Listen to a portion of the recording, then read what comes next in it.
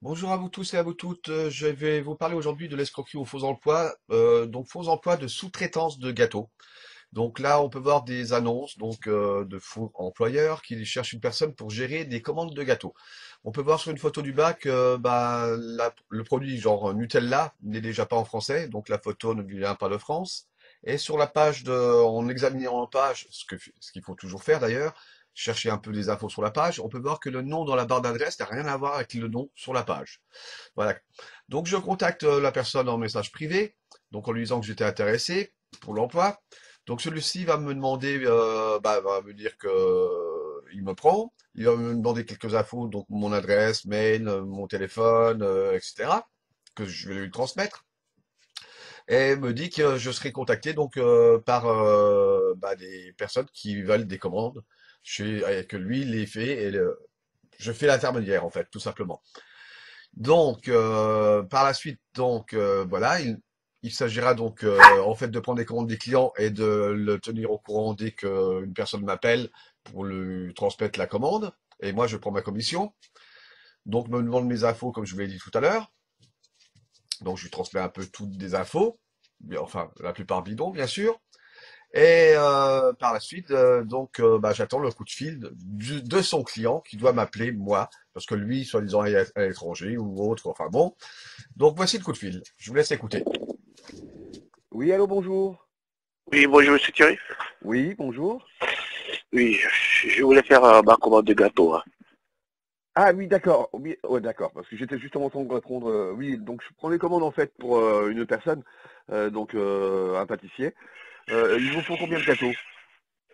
110, Pardon? 110, 110. oui, de 30 euros. D'accord. D'accord. Bah Et écoutez, ça, la livraison pour le 13. bah c'est ce que j'allais. Oui, je voulais demander justement. Donc pour le 13, donc 110 gâteaux. Voilà. Faites-moi le calcul. Je dois vous envoyer un chèque de combien pour le règlement? Oui, allô, bonjour. Oui, bonjour, monsieur Thierry. Oui, bonjour. Oui, je voulais faire ma commande de gâteau, hein. Ah oui, d'accord. Oui, ouais, d'accord. Parce que j'étais justement en train de répondre. Oui, donc je prends les commandes en fait pour une personne, un pâtissier. Il vous faut combien de gâteaux? 110, Pardon? 110, 110. oui, de 30 euros. D'accord. D'accord. Bah Et écoutez, ça, la livraison pour le 13. bah c'est ce que j'allais. Oui, je voulais demander justement. Donc pour le 13, donc 110 gâteaux. Voilà. Faites-moi le calcul. Je dois vous envoyer un chèque de combien pour le règlement? Oui, allô, bonjour. Oui, bonjour, monsieur Thierry. Oui, bonjour. Oui, je voulais faire ma commande de gâteau, hein. Ah oui, d'accord. Oui, ouais, d'accord. Parce que j'étais justement en train de répondre. Oui, donc je prends les commandes en fait pour une personne, un pâtissier. Il vous faut combien de gâteaux? 110, Pardon? 110, 110. oui, de 30 euros. D'accord. D'accord. Bah Et écoutez, ça, la livraison pour le 13. bah c'est ce que j'allais. Oui, je voulais demander justement. Donc pour le 13, donc 110 gâteaux. Voilà. Faites-moi le calcul. Je dois vous envoyer un chèque de combien pour le règlement? Donc ce qui fera un total de 3 300 euros. Ok, d'accord. Je vous l'envoie ça tout à l'heure par courrier, par la lettre prioritaire, D'accord. C'est à la noté. Et des poste. réceptions, Je vais bah vous envoyer de suite un message et vous allez me confirmer vos coordonnées là. oui, d'accord. Ok, à tout à l'heure. Merci, à tout Merci, au à l'heure. revoir. Merci, au revoir.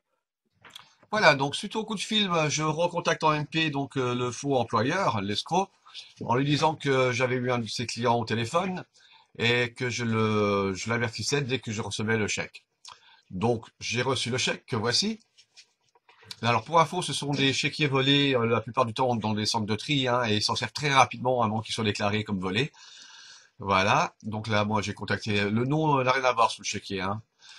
Ensuite me demande si j'ai bien reçu le chèque. Je lui ai dit que c'est bon, que je l'ai déposé à la banque. À savoir que la banque peut mettre plusieurs jours, voire semaines pour vous dire qu'il est faux ou volé. Hein. Et il me demande tout de suite donc de lui faire un virement. Donc le nom sur le virement est faux, hein, bon, ça on peut mettre ce qu'on veut, c'est l'IBAN qui compte. Et en faisant des recherches sur l'IBAN, ben, on peut s'apercevoir que ce sont des comptes le plus souvent de cartes prépayées ou de comptes en ligne, donc qui peuvent être faits à l'étranger ou autre, hein, sur Internet. Voilà, donc là par exemple c'est Carrefour Banque, banque en ligne.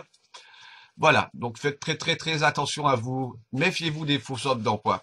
Et à bientôt. Merci.